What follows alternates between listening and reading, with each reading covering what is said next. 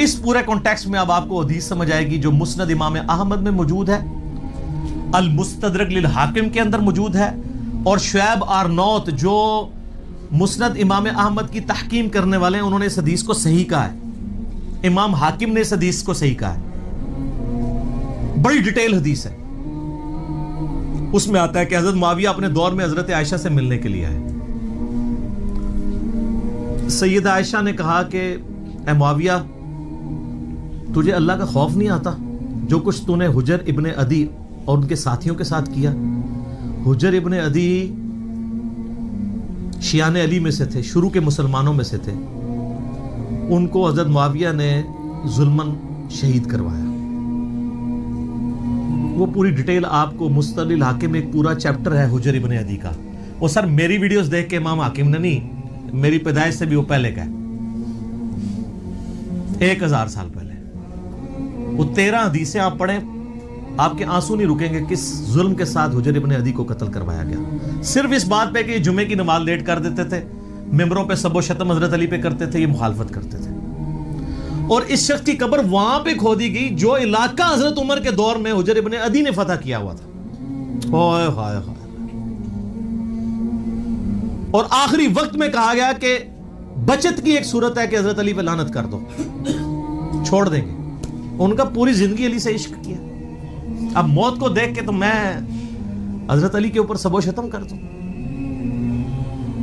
और कहा 2 नफल पढ़ने की इजाजत दो, और नफल तेजी से पढ़े। और कहा मैंने इसलिए तेजी से पढ़े ताकि तुम्हें यह ना हो कि मैं मौत को डिले करने के लिए नमाज इस तरह पढ़ रहा हूं। मैंने जिंदगी में कभी इतनी तेज नमाज नहीं पढ़ी। और फिर कहा वसीयत की लोगों को। ईरान वालों ने हुजर इब्ने अदी के ऊपर, जिनको आप कहते हैं सहाबा को नहीं मानते, उन्होंने पूरी एक फिल्म बनाई है हुजर इब्ने अदी के ऊपर, यूट्यूब पर रखी है उर्दू डबिंग के साथ। तो उन्होंने वहां पब्लिक को वसीयत की कि मुझे मेरी इन्हीं बेड़ियों में और इन्हीं खून आलूद कपड़ों में दफन करना है। क़यामत वाले दिन पुलिस रात में मैं मुआविया का गिरबान पकड़ूंगा। उनके साथी भी कत्ल किए गए सिर्फ एक टसल के अंदर के हजरत अली के सपोर्टर क्यों है। अब हुजर इब्ने अदी उनके साथियों का जब कत्ल हुआ, सईदा आयशा तो फिर बड़ी दुखी थी इसकी वजह से। तो हजरत मुआविया जब मिलने के लिए आए, मुस्नद इमाम अहमद अल मुस्तदरिल हाकिम में मौजूद है। शुएब आरनौत ने कहा हदीस सही है। कहा मुआविया, तुझे कोई खौफ नहीं आया? तूने हुजर इब्ने अदी और उनके साथियों के साथ जो कुछ किया, और तुझे डर नहीं लगता कि मैं एक बंदा मुकर्रर करूं जो छुप के तेरे ऊपर वार करे और तुझे कत्ल कर दे? यानी हजरत आयशा का गुस्सा किस लेवल का था कि मैं गुरीला वार करवा के तुझे मरवा ना दूं। तो उन्होंने कहा कि उम्मुल मोमिनीन, हम आपसे ये एक्सपेक्ट नहीं करते कि आप ऐसा करेंगी, क्योंकि हमने नबी अलैहिस्सलाम से सुना है कि मोमिन कभी छुप के वार नहीं करता। लोगों को हदीसें सुनानी, किसको? अम्मा आयशा को। और फिर कहा कि अम्मा ये बताएं, आपका जो मैंने खर्चा पानी लगाया हुआ है उस मामले में तो कोई, और वो इन्होंने नहीं लगाया हुआ था, वो तो आपको माले गनीमत पे से मुसलमानों को वजीफा मिलता था, हजरत उमर के दौर का शुरू हुआ था, उसमें तो कोई आपको शिकायत नहीं है। तो उन्होंने कहा मुझे उस मामले में कोई शिकायत नहीं, ये शिकायत थी जो मैंने तुम्हें की है। तो उन्होंने कहा अम्मा ये काम छोड़ें, हमें अपने काम दुनियावी चलाने थे, हमारा मामला और अल्लाह का मामला, हमें हमारी सियासत वाले मामलात में आप दखल न थे। आप अंदाजा करें। और ये हमें तारीख से रवायतें ला के देते हैं कि जी वो जनाब जी हजरत आयशा कहती थी मेरी जिंदगी भी मुआविया में लग जाए। इससे तो आड़ी हसी भी दसदी है कि रवायतां किसने घड़ियां होनियां ने, क्योंकि हदीसें कुछ और बता रही हैं। ठीक है, तो ये कोई शख्स कहेगा जिसके भाई कत्ल हुए हों, जिसने इतने कत्ल आम देखा हो। इसीलिए आप देख लें कि सईदा आयशा को सारी गेम समझ आ गई थी। जंग जमल में भी उनको मिस यूज किया गया, बाद में उनको सारी बात समझ आ गई थी। तो ये वो कहानियां बना बना के बताते हैं। तो अब इस पूरे सिनेरियो में देखें, अम्मा आयशा सलामुल्लाहि अलैहा को बड़ा कलक था हजरत मुआविया रज़ियल्लाहु ताला अन्हु के इस तरह के एटीट्यूड के ऊपर, इसलिए उन्होंने ये बात की।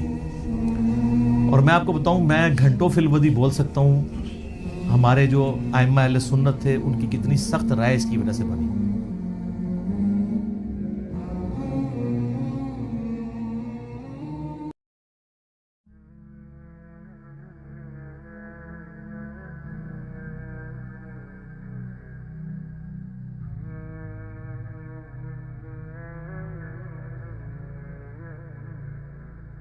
اور سیدنا عمر کو کن لوگوں نے شہید کروایا، یہ بھی اگر ہم کھولیں گے تو پھر اس کو ڈیپ ڈگ کرنے سے بھی آل امیہ ہی آتی ہے. سیدنا عمر کا قاتل کون تھا؟ نام لیتے ہیں جی، وہ کہتے ہیں جی ایرانی تھا جی، ابو لولو فیروز تھا. سر ایرانی تو تھا، وہ غلام کس کا تھا؟ حضرت مغیرہ ابن شعبہ کا رضی اللہ تعالیٰ. اور بخاری میں یہ موجود ہے الفاظ. اور پھر اس سے اگلا تلخ پہلو یہ ہے کہ حضرت مغیرہ ابن شعبہ پوری زندگی حضرت معاویہ رضی اللہ تعالیٰ عنہ کے دستے راس رہے ہیں. اب اگر میں فلنگ دی بلینکس کرنا شروع کروں تو میں عبداللہ ابن سبا والا جو ڈھونگ انہوں نے رچایا ناسبیوں نے، اس سے بہتر سٹوری احادیث کی بنیاد پہ بلڈ کر سکتا ہوں کہ حضرت عمر کے قاتلین کون ہیں کہ جنہوں نے پورے اسلامک سسٹم کو نقصان پہنچا کے بعد میں اس کے اوپر قبضہ کیا ہے. اور اس کی سپورٹ میں بخاری کی وہ حضرت عمر کا آخری خطبہ بھی لا سکتا ہوں. صحیح بخاری میں انٹرنیشنل نمبر کے مطابق 6830 نمبر حدیث ہے. حضرت عمر جس سال شہید ہوئے ہیں بس اسی مہینے میں وہ شہید ہو گئے، 26 ذوالحجہ کو. انہوں نے جو آخری حج کیا ہے 23 ہجری میں، تو وہ منا میں عبداللہ ابن عباس کہتے ہیں کہ اور عبد الرحمن بن عوف کہ ہم بیٹھے ہوئے تھے، ایک شخص نے آ کے کہا کہ امیر المومنین آپ نے لوگوں کی گفتگو نہیں سنی، لوگ کہہ رہے ہیں کہ عمر جب مر جائے گا تو ہم فلاں شخص کی بیعت کر لیں گے. تو حضرت عمر کو بڑا غصہ آیا، انہوں نے کہا مسلمانوں کے مشورے کے بغیر بیعت کریں گے یہ؟ اور انہوں نے کہا میں ابھی منا میں خطبہ دیتا ہوں اور میں اس ایشو کو یہیں پر ختم کرتا ہوں. تو عبد الرحمن بن عوف نے کہا کہ چند لوگوں نے بات کیا، پبلکلی اس کو ہائی لائٹ نہ کریں. کون سی یوٹیوب پہ ویڈیو آ گئی ہے؟ اگر یوٹیوب پہ ویڈیو آئی ہوتی نا تو حضرت عمر کا بھی پھر خطاب یوٹیوب پہ ہی آنا تھا. جب فتنہ عالمی ہوتا ہے نا پھر اس کے لیے عالمی بیانیہ آتا ہے. خیر مدینہ شریف واپس آئے، وہاں کے انہوں نے ایک ڈیٹیل خطبہ دیا. 6830 نمبر حدیث بخاری کی، ہمارے کربلا والے ریسرچ پیپر میں بڑی لمبی حدیث ہے. اس میں الفاظ ہیں کہ کوئی شخص سیدنا ابوبکر کی خلافت کو پلی نہ لے کہ آمدہ بھی کبھی مسلمانوں کے مشورے کے بغیر اس طریقے سے خلیفہ چن لیا جائے. یعنی حضرت عمر یہ سمجھتے تھے کہ حضرت ابوبکر کو بھی کیٹاسٹروفیکلی چنا گیا، جس طریقے سے مشورہ ہونا چاہیے تھا ویسے نہیں ہو سکا، لیکن وہ ایک ایکسیپشن ہے کیونکہ امت اس کے اوپر راضی ہوگی. اور پھر دوسری بات، حضرت ابوبکر کے پائے کی کوئی اور پرسنالٹی نہیں تھی کہ امت کوئی کلیم کرتا کہ ہاں جی میں بھی اس لیول پہ آ کے تو میں دعوے دار ہوں. ایون مولا علی علیہ السلام نے بھی ان کو 6 مہینے کے بعد ایکسیپٹ کر لیا. اس کے اوپر میری ڈیٹیل ویڈیو ہے سیدہ فاطمہ کا قاتل کون، تو آپ دیکھ لیں، میں نے سارے ٹروتھ اس کے اندر ریویل کیے ہیں ایک ایک حدیث کے نمبر ڈسپلے کر کے. تو بہرحال حضرت عمر فاروق رضی اللہ تعالیٰ نے کہا کہ یہ چیما گوئیاں جو میں سن رہا ہوں نا کہ عمر مر جائے گا تو فلاں کے، تو ان کا مسلمانوں کے مشورے کے بغیر تم خلیفہ چنو گے؟ اللہ کی قسم اگر اس طرح ہوا تو پھر اس کا انجام قتل و غارت ہوگا. جس کی بیعت کی گئی اور جو بیعت لینے والے ہیں یہ دونوں کے دونوں جو ہیں وہ خون ریزی کا شکار ہوں گے. اور حضرت عمر نے اس بیعت کو اسٹیبلش ہی نہیں مانا کہ جو تلوار کی دھونس پر لی جائے.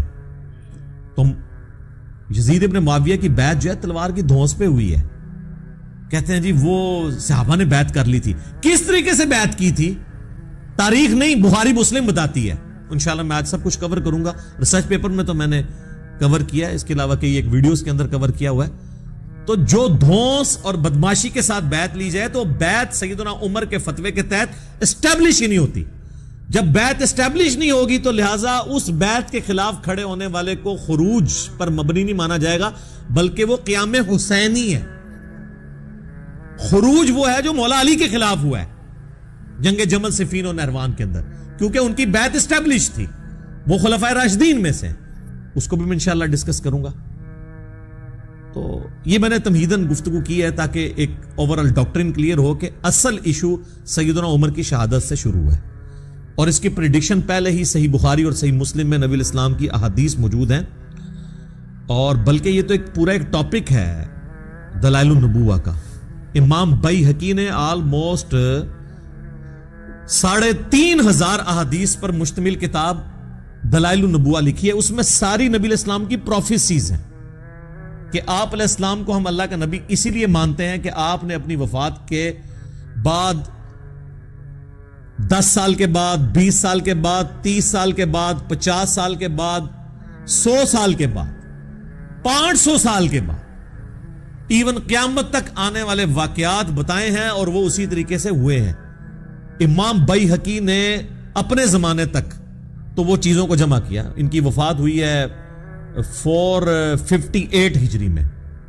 تاتاریوں کا فتنہ بھی ان کے بعد آیا ہے، حالانکہ تاتاریوں کے فتنے کی حدیثیں بخاری مسلم میں موجود تھی. امام بیہقی نے وہ دیکھا نہیں ہے، لیکن ہم تو آج کہہ سکتے ہیں وہ بھی پورا ہو گیا. عمار کو باغی جماعت قتل کرے گی، یہ اس کے اندر ہے. میری بیوی پر حوض کے کتے بھونکیں گے، سیدہ عائشہ پہ بھونکے جب جمل کے لیے نکلی. اسی طریقے سے جتنی بھی پروفیسیز ہیں یہ سب کے سب دلائل النبوہ کے اندر موجود ہیں. یہ ایک پوری کتاب ہے جس کی بنیاد پہ ہم نبی علیہ السلام کو ایک جنگجو بادشاہ نہیں مانتے بلکہ اللہ کا پیغمبر مانتے. دلائل النبوہ کو اگر احادیث کے خزانے سے نکال دیں تو کوئی شخص بھی رسول اللہ صلی اللہ علیہ وآلہ وسلم کی جنگوں کو جسٹیفائی نہیں کر سکتا، کیونکہ اگر صرف جنگوں کے ذریعے فتوحات کرنے کا نام اللہ کی غیبی تائید ہے تو سکندر اعظم نے بھی کی ہے. چنگیز خان نے تو انسانی ہسٹری میں سب سے زیادہ فتوحات کی ہیں، اور برٹش امپائر کی امپائر تو دنیا کی سب سے بڑی امپائر تھی. نہ رومن امپائر اس کا مقابلہ کرتی تھی، نہ مسلم کی امپائرز، ایون تاتاریوں سے بھی بڑی امپائر تھی ان کی. تو ہم کیا کہیں گے جی یہ سب کے ساتھ غیبی تائید تھی. ادھر ادھر فرق یہ ہے کہ ان لوگوں نے یہ نہیں بتایا تھا کہ ہمارے بعد کیا ہوگا، لیکن ہمارے نبی علیہ السلام اللہ کے پیغمبر ہیں، وہ جنگجو نہیں ہیں. انہوں نے بتایا کہ میرے بعد اس طرح بگاڑ ہوگا. ایک ایک بندے کو انہوں نے پوائنٹ آؤٹ کیا اور من و ان پورا ہوا ہے. یہ اس چیز کا ثبوت ہے کہ نبی علیہ السلام ایک جنگجو نہیں تھے بلکہ اللہ کے پیغمبر تھے. امام المجاہدین ہیں، وہ جہاد اور قتال کا دنیاوی بادشاہوں کی جنگوں کے ساتھ کوئی لینا دینا نہیں، نعوذ باللہ من ذالک. تو بخاری اور مسلم کی ایک حدیث ہے، یہ حدیث بھی آپ کو دلائل النبوہ کے اندر مل جائے گی، بخاری مسلم دونوں میں حدیث ہے. نبی صلی اللہ علیہ وآلہ وسلم نے ارشاد فرمایا، میری امت اور فتنوں کے درمیان ایک دروازہ ہے، جب وہ دروازہ توڑ دیا جائے گا تو میری امت پہ فتنے ٹوٹ پڑیں گے. اور وہ دروازہ توڑا جائے گا، کھولا نہیں جائے گا. پھر آپ نے فرمایا وہ دروازہ عمر ہے. سیدنا عمر کو قتل کیا گیا تو مینجمنٹ کمزور ہونا شروع ہو گئی. سیدنا عثمان بے شک خلیفہ راشد تھے لیکن ان کی مینیجریل سکلز سیدنا عمر والی نہیں تھی. پھر وہ بہت بڑی عمر میں خلیفہ بنائے گئے، 70 پلس کے ہو چکے تھے. اور پھر کئی ایک چیزیں جو میں آج ڈسکس نہیں کرنا چاہتا.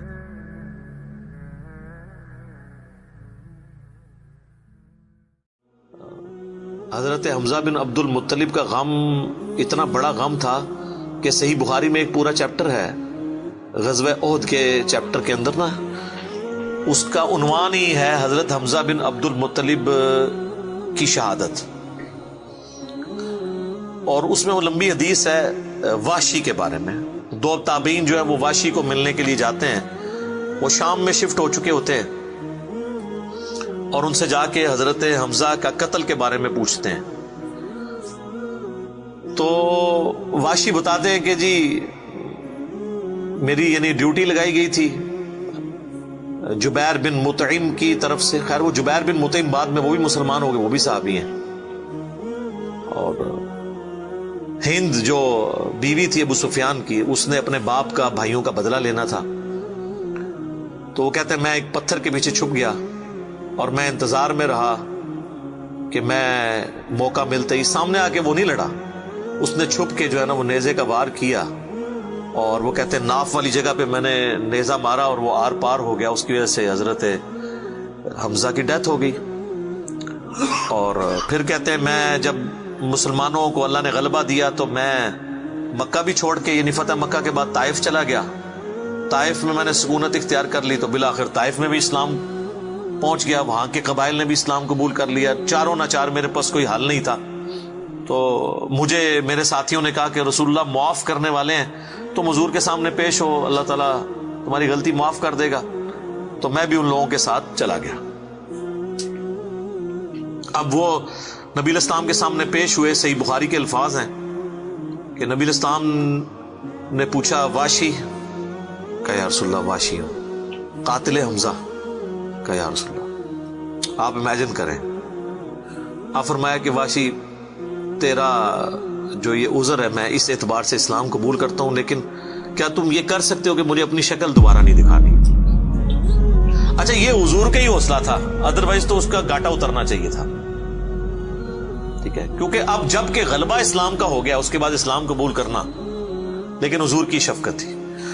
لوگ اگلے جملے کو تو دیکھتے ہیں کہ حضور نے کہا مجھے شکل نہیں دکھانی، اور وہ یعنی سمجھتے ہیں کہ شاید حضور نے سختی کی ہے یا ایک فنیٹک اپروچ ہے. ایسا نہیں ہے. آپ دیکھیں کسی کی جان بخشی ہو گئی ہے، یہ چھوٹی بات ہے. تو اس پہ میں اکثر جملہ بولا کرتا ہوں کہ چچا سے زیادہ انسان کو اپنی اولاد سے محبت ہوتی ہے. قاتلین حسین جو ہیں، قاتلین حسن ہیں، ان کے ساتھ قیامت کے دن رسول اللہ کا کیا ایٹیچیوڈ ہوگا ایز کمپیئر ٹو قاتلین حمزہ ابن عبد المطلب. کوئی شخص دنیا میں کہہ سکتا ہے کہ جی مجھے اپنے چچا سے اپنی اولاد سے بھی بڑھ کے محبت ہے، تو اس کا تو ذہنی توازن بگڑا ہو تو لادہ بات ہے، یہ جھوٹ بول رہا ہوگا. تو یہ کربلا جو ہے یہ کوئی چھوٹی چیز نہیں میرے بھائیوں. اور اس سے یہ بھی پتا چلا کہ غم کبھی بھی ہلکا نہیں ہوتا. فتح مکہ کے بھی بعد کی یہ بات ہے، یعنی حضرت حمزہ کی شہادت کو کم از کم 5 سال تو گزر چکے تھے. 3 ہجری میں غزوہ احد ہوئی ہے اور 8 ہجری میں فتح مکہ. اس کے بھی بعد کا واقعہ ہے، یہ 8 کا بھی ہو سکتا ہے 9 کا بھی، چلو کم از کم بھی 5 سال. کسی نے حضور کو مشورہ نہیں دیا کہ سوگ تو 3 دن تک ہوتا ہے، لیکن یہ سوگ حمزہ نہیں تھا، یہ غم حمزہ تھا. ہم اختلاف کرتے ہیں سوگ حسین سے، غم حسین تو قیامت تک جاری رہے گا، جس میں یہ پیٹنے والا ماتم والا معاملہ نہ ہو، بلکہ حسین علیہ السلام کی اس دعوت کو یاد کیا جائے. خیر حضرت وحشی کہتے ہیں، ظاہر ہم تو ان کا احترام سے نام لیں گے، صحابی تو ہیں. وہ کہتے ہیں کہ مجھے پوری زندگی اس بات کا غم تھا اور میں اللہ سے دعا کرتا تھا کہ اللہ مجھ سے نہ کوئی بڑا کام کروانا ہے. تو بخاری کے الفاظ ہیں، وہ کہتے ہیں جب مسیلمہ کذاب نے دعوی نبوت کیا تو میں نے اللہ سے دعا مانگی کہ اللہ میں نے اسلام کے سب سے بہترین شخص کو قتل کیا تھا، یعنی حمزہ کو. اس میں کوئی شک نہیں ہے، میرا تو اجتہاد ہے. اگر حضور کی وفات کے وقت حضرت حمزہ زندہ ہوتے نا تو پہلا خلیفہ حضرت حمزہ نے بننا تھا، کیونکہ خلفائے راشدین جب موجود تھے، جب تک خلیفہ راشد نہیں وہ بنے تھے ابو بکر عمر عثمان و علی، ان کی موجودگی میں بھی حضور نے اپنا آرمی چیف حضرت حمزہ کو بنایا ہوا تھا. بدر میں حضرت ابو بکر عمر عثمان و علی میں سے تو کوئی نہیں تھا حضور کی طرف سے آرمی چیف. یا حضور ظاہر ہے حضور علیہ السلام کو تو میدان جنگ میں وہ نہیں آنے دیتے تھے، خیمہ پیچھے لگاتے تھے. احد میں تو چونکہ کافر آپ کے خیمے تک پہنچ گئے نا، اس لیے پھر آپ کو فرنٹ سے لیڈ کرنا پڑا، ادروائز بدر و احد میں آپ خود آگے جا کے نہیں لڑے. اور حنین کے موقع پر بھی 12,000 کا لشکر تھا اور صرف 80 بندے رہ گئے تھے.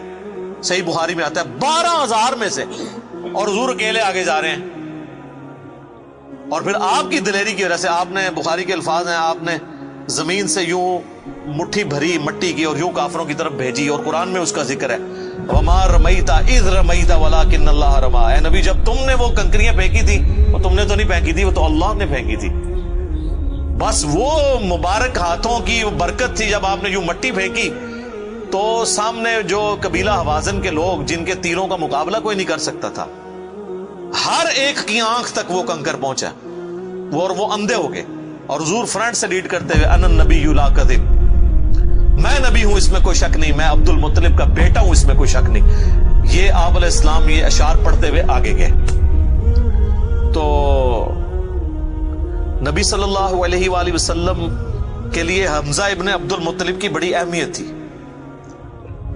تو اب واشی کہتا ہے جب مسیلمہ کذاب نے دعوی نبوت کیا تو میں نے اللہ سے دعا مانگی. دیکھیں اللہ تعالیٰ سب کی دعائیں سننے والا ہے، اور میں نے کہا یا اللہ مجھے موقع دے، میں اسلام کے بہترین شخص کو میں نے قتل کیا ہے تو میں اسلام کے بدترین دشمن کو بھی میں ہی قتل کروں.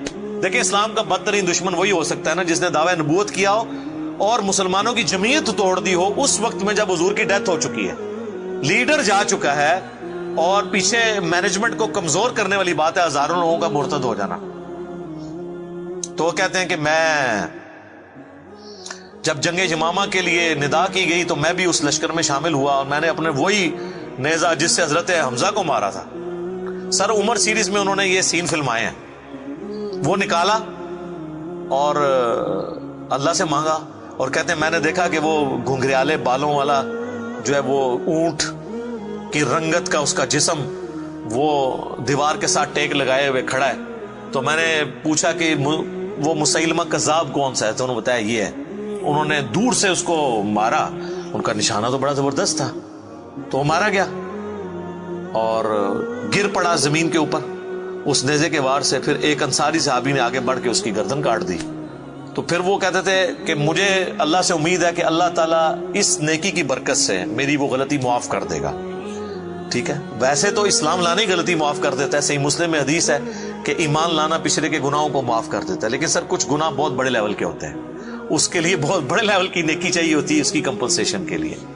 چونکہ حضور بھی تو اس اعتبار سے تو حضرت واشی حضور کے سامنے نہیں آتے تھے نا, اور یہ کتنی بڑی ان کے لیے تکلیف دہ چیز تھی کہ جس نبی کا کلمہ پڑھا ہے وہ کہہ رہے ہیں مجھے شکل نہیں دکھانی. آپ اس تکلیف کو سوچ سکتے ہیں. ہاں, اب میں یہ سمجھتا ہوں, اللہ سے امید کرتا ہوں کہ قیامت والے دن حضرت واشی حضور کے سامنے اس اعتبار سے پیش ہو سکتے ہیں کہ مجھ سے یہ غلطی ہوئی تو یا رسول اللہ دیکھیں آپ کے سب سے بڑے دشمن کو بھی میں نہیں قتل کیا. تو یہ بہت بڑی سعادت ان کو ملی. رضی اللہ عنہم اجمعین وعلیہم السلام. صلاۃ بر محمد وآل محمد. اللہم صلی علی محمد وعلی آل محمد واصحابہ اجمعین الی یوم الدین.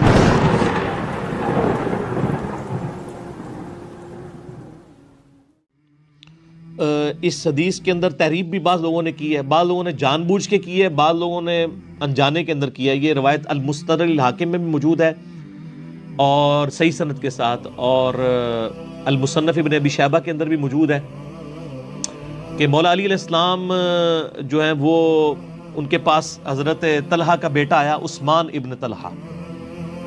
تو آپ اس کو جب ملتے ہوئے آپ نے نا سورہ حجر کی وہ آیت پڑھی کہ جو اہل ایمان کے دلوں میں ایک دوسرے کے بارے میں غل آ جائے گا نا, قیامت والے دن اللہ تعالیٰ ان کے دل سے وہ غل دور کر دے گا. پھر وہ جنت میں آمنے سامنے بیٹھے ہوئے ہوں گے, تختوں کے اوپر ٹیک لگائے ہوئے تکیوں کے اوپر. تو انہوں نے کہا کہ میں اللہ سے امید کرتا ہوں کہ یہ آیت میرے, طلحہ اور زبیر اور عثمان ابن عفان, ان تین بندے اور چوتھا میں, یہ آیت ہمارے بارے میں ہے کہ اللہ تعالیٰ ہمارے دلوں میں جو ایک دوسرے کے لیے میل آ گیا قیامت والے دن وہ دور کر دے گا اور ہم ایک دوسرے سے راضی ہو جائیں گے.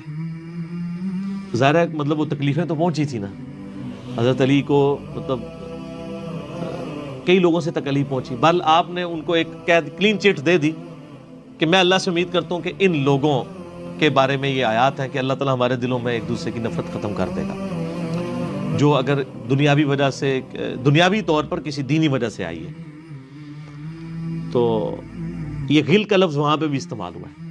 اب ڈاکٹر اسرار صاحب رحمہ اللہ تعالیٰ, چونکہ ان کی حدیث کی فیلڈ نہیں تھی, انہوں نے یہ جب سورہ ہجر کی آیات آئیں, اس پہ میرا مسئلہ نمبر 116C بھی ریکارڈڈ موجود ہے, انہوں نے نا اس میں حضرت معاویہ کا نام بھی لے دیا کہ میں اللہ سے امید کرتا ہوں یہ میرے اور معاویہ کے بارے میں ہوگا. نا, وہ نام لیا ہی نہیں ہے, آپ خود سے نہ داخل کریں. حضرت معاویہ کو حضرت علی نے نہیں معاف کیا, پوری زندگی معاف نہیں کیا, کیونکہ ان کی وجہ سے خلافت کا نظام ٹوٹا تھا. حضرت طلحہ تو میدان جنگ سے چھوڑ کے چلے گئے تھے. جب عمار ابن یاسر کو دیکھا کہ وہ سامنے ہیں تو انہوں نے کہا عمار کو تو باغی جماعت قتل کرے گی, وہ چھوڑ کے چلے گئے. تو مروان نے ہی ان کے گھٹنے میں تیر مارا, مستدرک الحاکم میں آتا ہے, اور وہ شہید ہو گئے. حضرت زبیر وہ صحابی ہیں یعنی جو نبی علیہ السلام کے بہادر ترین اصحاب میں سے 12 بندے غزوہ احد میں حضور کے ساتھ رہ گئے تھے 700 میں سے غزوہ احد کے اندر, ان میں سے ایک حضرت زبیر بھی تھے. اور یہ تلوار کمال کی چلاتے تھے, اکیلے میدان جنگ میں آگے چلے جاتے تھے. بخاری میں آتا ہے کہ ان کا بیٹا عبداللہ ابن زبیر کہتا ہے کہ میرے باپ کے 2 شانوں کے درمیان اتنا بڑا زخم تھا جو ہیل اپ ہو گیا تھا, لیکن پھر بھی گڑا پڑا ہوا تھا, میں پورا ہاتھ اس میں داخل کر لیتا تھا, اور وہ زخم ان کو احد کے موقع پہ لگا تھا. ٹھیک ہے. اور پھر جنگ, اسی حدیث میں بخاری کے آتا ہے کہ جنگ یرموک کے موقع پر لوگ یعنی لیڈر کے اوپر چل رہے ہوتے ہیں, تو حضرت زبیر بھی ایک اسکواڈ کو لیڈ کر رہے تھے. تو لوگوں نے کہا حضرت آپ آگے جائیں. انہوں نے کہا جب میں آگے جاؤں گا تو میرے ساتھ کوئی نہیں آگے جا سکے. وہ اکیلے گھوڑے کو انہوں نے جو ہے وہ ایڑی لگائی اور رومن امپائر کی یعنی فوج کے اندر گھس گئے, اور کوئی بھی ان سے لڑنے کے لیے تیار نہیں ہوتا تھا. اتنی بہادری تھی ان کے اندر. لیکن جنگ جمل میں حضرت علی کے مقابلے پہ آ گئے.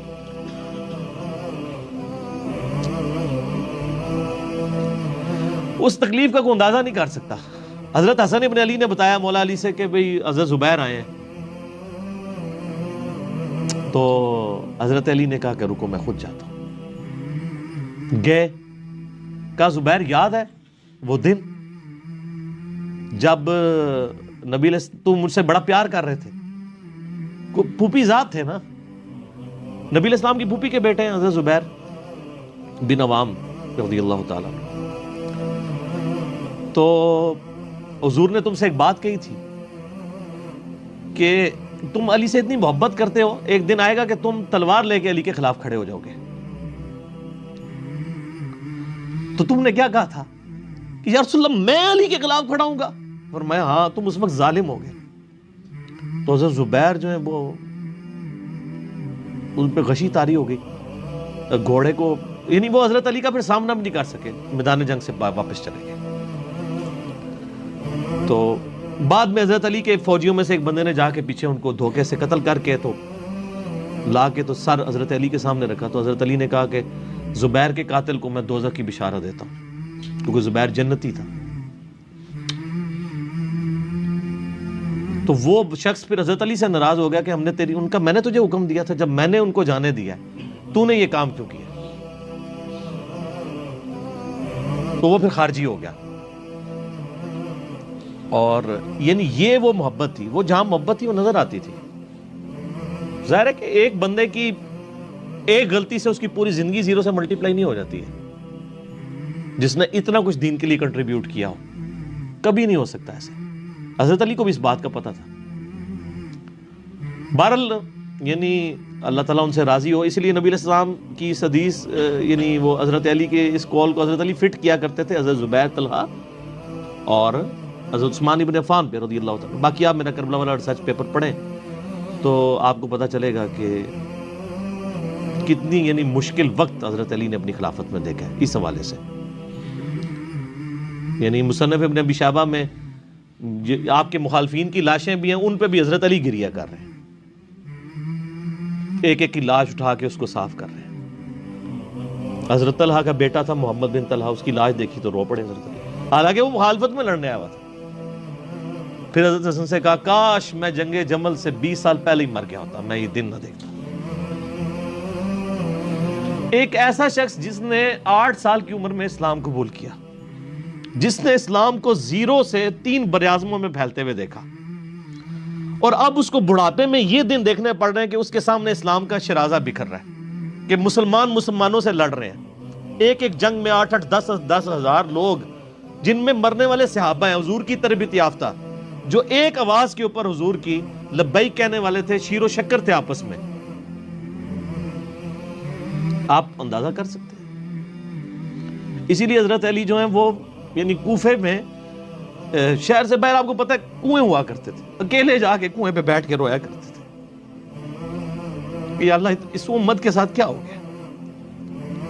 کوشش کرتے رہے، اینڈ رزلٹ یہ ہے کہ وہ خلافت کا نظام۔ اسی لیے مصنف ابن ابی شیبہ میں آتا ہے کہ آپ نے فجر اور عشاء کی نمازوں میں قنوت نازلہ پڑھی، اللہم علیک بمعاویہ و اشیاعہ، اے اللہ معاویہ اس کے شیعہ کو برباد کر، علی اور اس کے عمرو بن عاص اور اس کے شیعہ کو، ابا سلمی اور اس کے شیعہ کو، قیس اور اس کے شیعہ کو برباد کر۔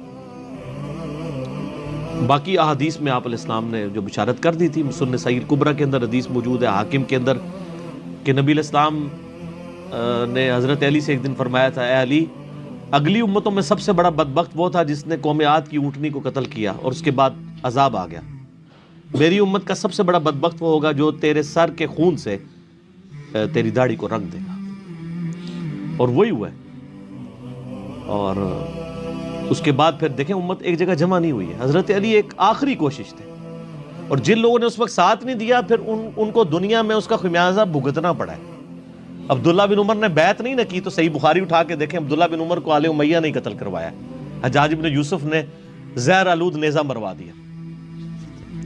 اور حاکم کے اندر مجموع الزوائد کے اندر موجود ہے، حضرت عبداللہ بن عمر آخری عمر میں کہا کرتے تھے کاش میں اس وقت علی کا ساتھ دیتا اور یہ خلافت کا نظام تو بچ جاتا، کیونکہ کئی لوگ بیچ میں نیوٹرل ہو گئے تھے جو پھر ساتھ نہیں دیا، تو اس کی وجہ سے پھر حضرت علی کے چونکہ اب پاس اتنی مین پاور نہیں تھی کہ اس سسٹم کو سنبھال سکتے، بال پھر وہ شہید ہو گئے اور پھر معاملات آ گئے۔ خیر بات کہاں سے کہاں نکل گئی، کیونکہ یہ اس کے ساتھ غل کا لفظ تھا، تو یہ غل کے لفظ کو ایڈریس کرنا ضروری تھا۔ تو آج ہم جب جنگ جمل صفین نہروان کو ڈسکس کرتے ہیں تو یہ کوئی غل والی بات نہیں ہے، یہ وہ چیزیں ہیں جو ایک ریالٹی ہیں، اور وہ اگر یہ غل والی بات ہے تو نبی علیہ السلام کے دل میں بھی نعوذ باللہ غل تھا، مولا علی کے دل میں بھی غل تھا، ایسا نہیں تھا. وہ دین کی حمیت کہلاتی ہے، اس کو غل نہیں آتا. پھر جنگ یرموک کا موقع جب آیا، رومن امپائر کے خلاف فیصلہ کن جنگ تھی جو، تو عین میدان جنگ میں حضرت بکر صدیق فوت ہو گئے.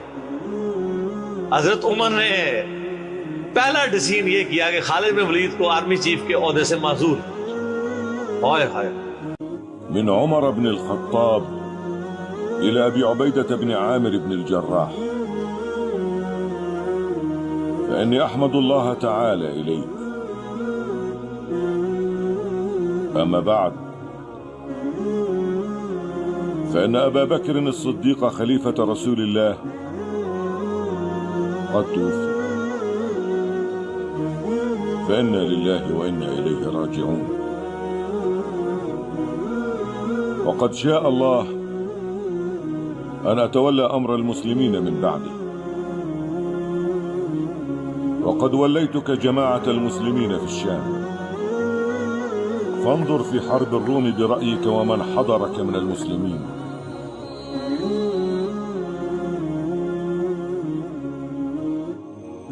واعلم أني لم أعزل خالد بن الوليد عن سخطة أو خيانة، فليكن عونك فيما تجد فيه، فإنه لا غنى لك عنه.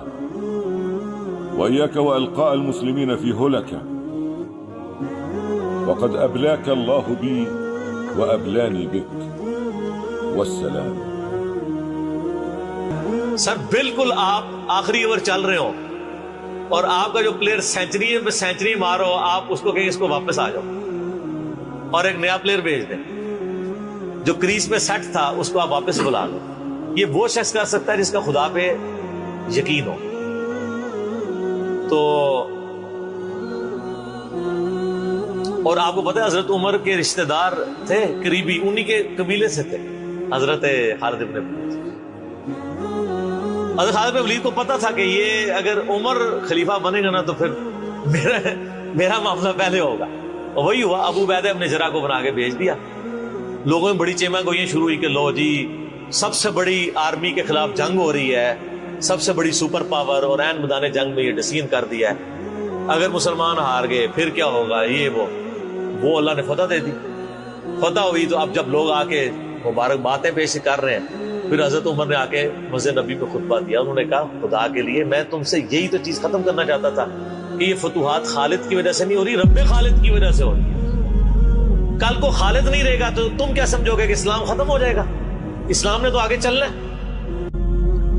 أما وقد نصر الله أصحاب اليرموك وكسر شوكة الروم، وسار أصحابنا إلى دمشق، فأعينوهم بشكر الله على ما أعطى كي يزيدهم الله ويزيدنا من فضله. الحمد والشكر لله.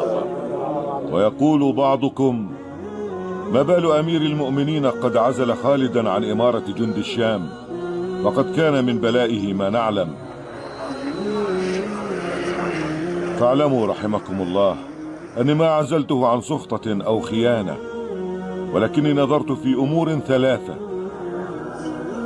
أما أولها فأني ما زلت أسمع الناس يقولون لا أحد يقوم مقام خالد ولا يغني غناءه، ولولا خالد لما كان كذا وكذا، فخشيت أن يفتن الناس به، وأردت أن يعلموا أن الله هو الصانع.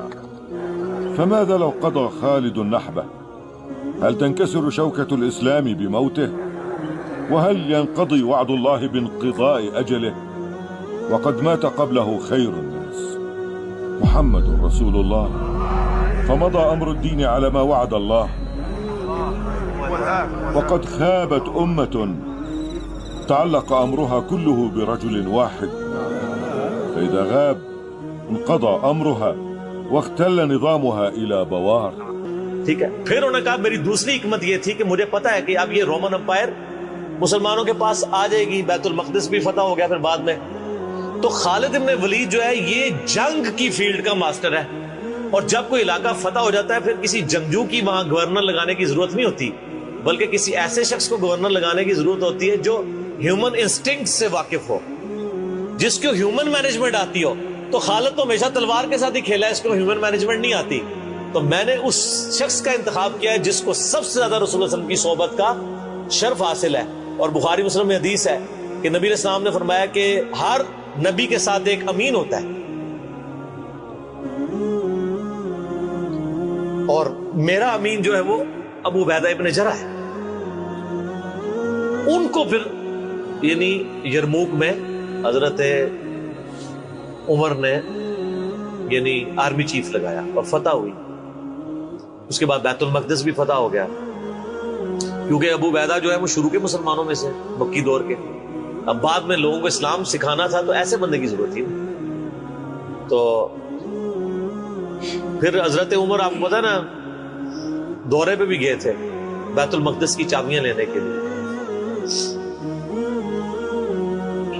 تو وہاں پہ کئی واقعات ہیں، ان میں سے ایک جو واقعہ ابو عبیدہ کا جو کہ ذکر ہوا ہے، تو اس کے بعد حضرت عمر ابو عبیدہ کو کہتے ہیں مجھے اپنے اب آپ آفس میں لے چلو.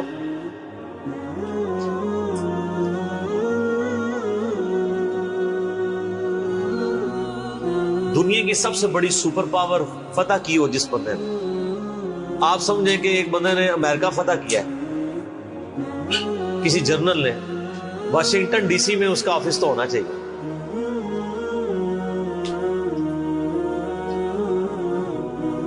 حضرت عمر رضی اللہ تعالیٰ عنہ کو ابو عبیدہ جب اپنے یعنی آفس میں لے کے گئے تو آفس کیا تھا؟ اسی قلعے کا ایک پرانا سا کمرہ جس کے ایک کونے کے اوپر مصلی بچھا ہوا ہے، ایک وضو کی جگہ ہے، لوٹا پڑا ہوا ہے. یہ کل کائنات ہے. اس آفس کی جو سب سے بڑی سپر پاور کو جس بندے نے گرایا ابو عبیدہ ابن جرح نے. حضرت عمر رضی اللہ تعالیٰ عنہ کی آنکھوں میں آنسو آ گئے. انہوں نے فرمایا کہ دنیا نے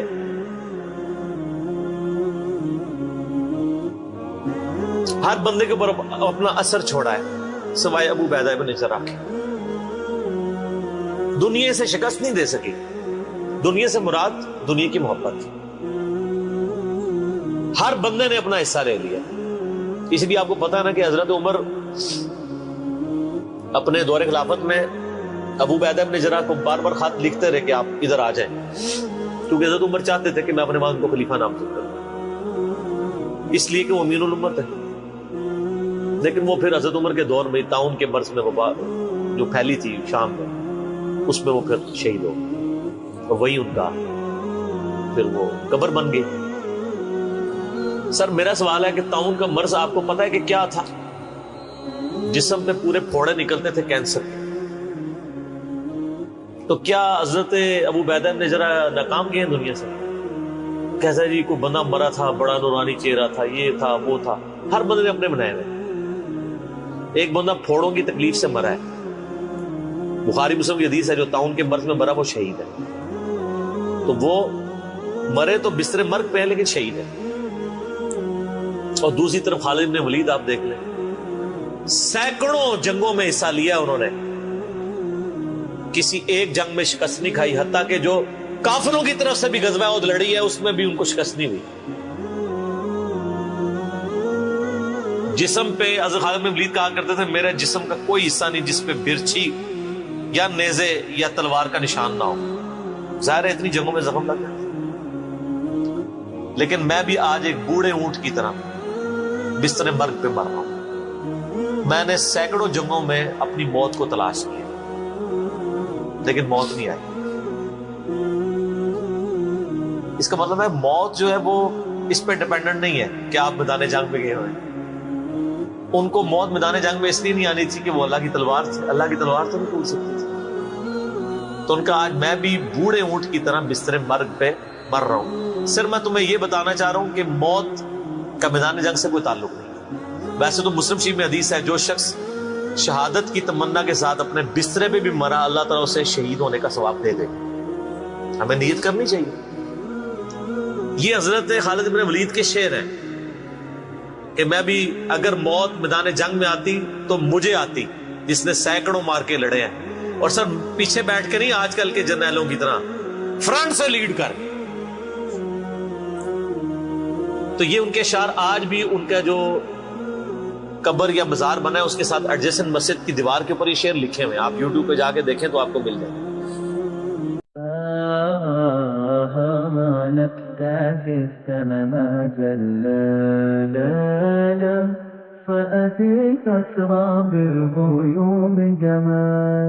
وثمود اجتاز السماء جلالا فأزيد أسرى بالغيوم جمالا وألون الدنيا بأجمل بسمة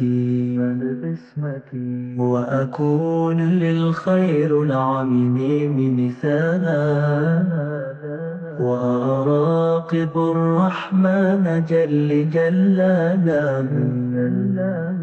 وتقدست السماء وتعالى وأكون للوطن الحبيب مشيدا